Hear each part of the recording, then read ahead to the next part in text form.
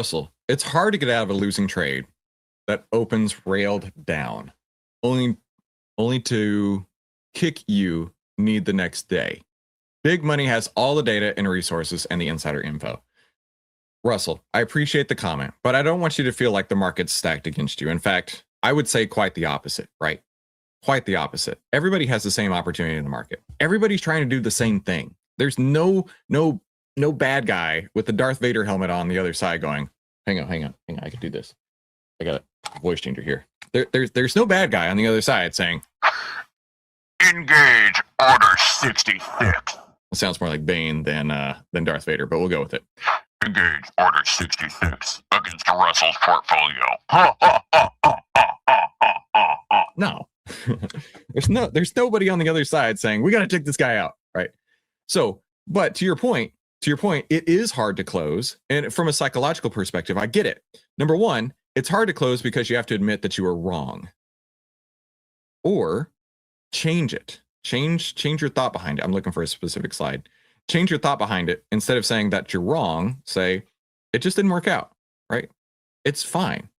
But most people don't want to do that because when you take that losing trade, you admit that the trade didn't work, and you're also cutting off any chance of it coming back.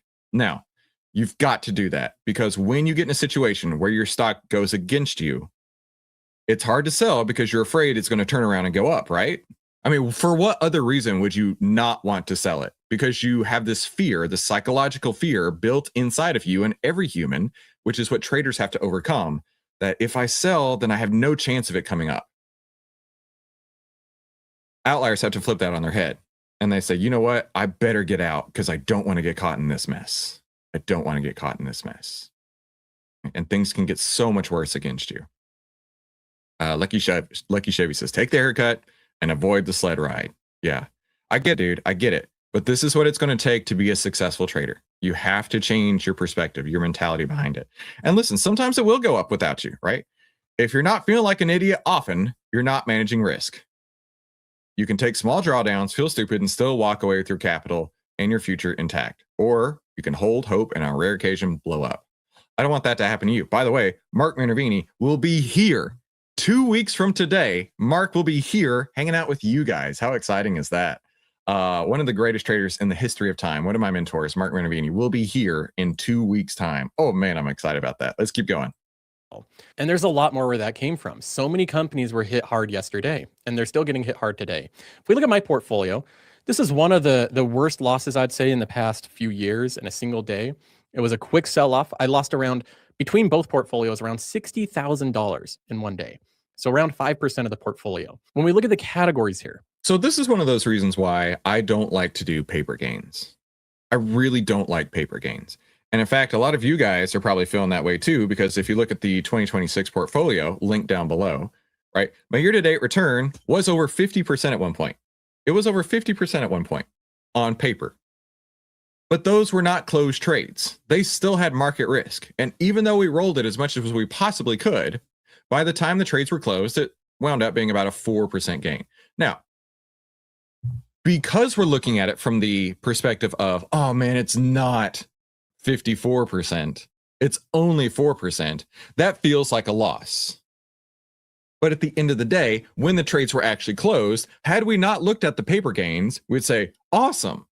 I'm nearly what half of the annualized return is for the market in one single month. There is a huge perspective shift here. The only difference is, are you looking at your account balances every day, at your dollars every day, getting emotionally wrapped up in what these potential things could be, picking out the color of your Lambo, picking out a new Rolex, versus at the end, when everything's closed, the reality of where did I end up is still really great. I have zero excuses on that. I have zero hesitations on that. Zero regrets on this. Because I could not have foreseen the future. All I had was a trading plan that has a mathematical edge. And all I have to do is let that edge play out. Right now, Plan M, our most aggressive plan, is sitting on a 12.2% edge. That's huge. That is a huge edge. There will be wins. There will be losses.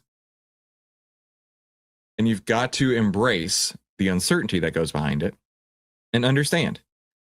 Like this right here, looking at his paper gains, paper losses. None of that matters until you actually close the trade. Once the trade has fulfilled its entire life cycle, assuming you have a reason to get in and a reason to get out, that is where you need to be. That's where you need to live, focusing in on the final outcome, not the unrealized P&L. Yeah. Non-realizing P&L is a hard lesson, right? And if you think about it, right? Think about it this way, right? Seeing a 54% gain turn into a 4% gain could be so demoralizing, so frustrating, so absolutely destructive to so many people. Versus, I'm up 4% in the month. That's great. The average annual yield for the S&P is 8 to 10%. So I'm nearly halfway there in the span of a month. I don't know. I think that's pretty good. Huge difference right there. So I actually think I won't be marking to market until things close, specifically for that reason.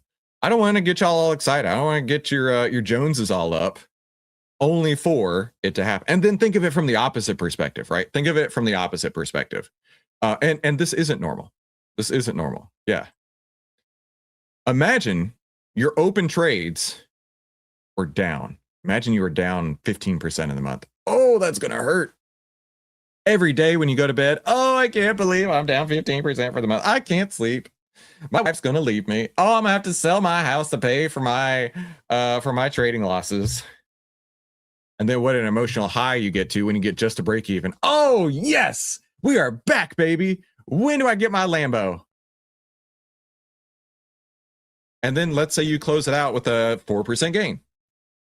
Was it really worth all that extra stress? Was it really worth all that extra sleeplessness? No.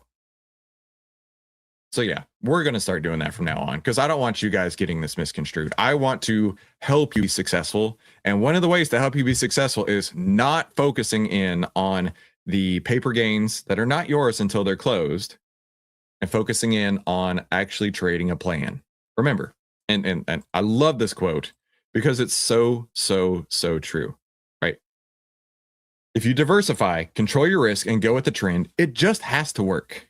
Like mathematically speaking, it has to work, right? There's one more quote. Hang on. Pros focus on managing risk, implementing processes, and maintaining the discipline needed to consistently execute their plan, assuming you have a plan.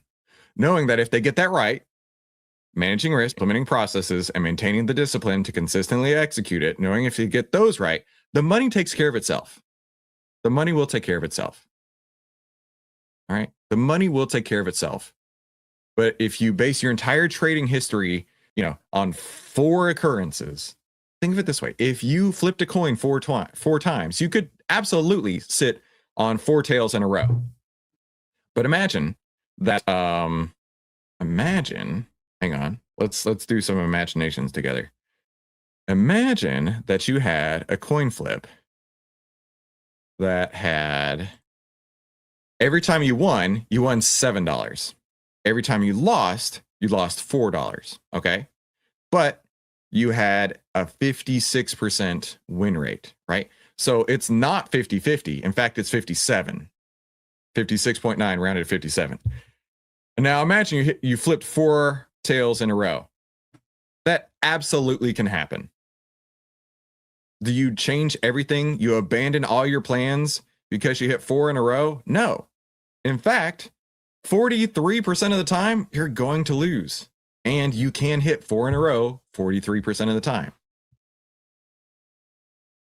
So have a plan, execute the plan, and it makes life so much easier when you understand over and enough occurrences, over a series of trades, you can be successful. One trade on its own shouldn't even matter to you. 4 trades on their own, you can take a step back and you can say, okay, is there a flaw in the plan or is it just bad luck? It can really be that simple. And then if you look at your plan and you say, you know what, the market just wasn't working for me. It was just bad luck. Versus, oh, there's a flaw in the plan. I need to make a change. This is the type of information that you've got to understand to be a successful trader. You've got all the edge. You've got all the statistics. Now you have to execute, assuming you have a plan. So we're here to help you out. And the way that you can be helped out most, grab your outlier for 82 cents a day and click one of these 2 videos if you're ready to save time, make money, and start winning with less risk. We'll talk soon.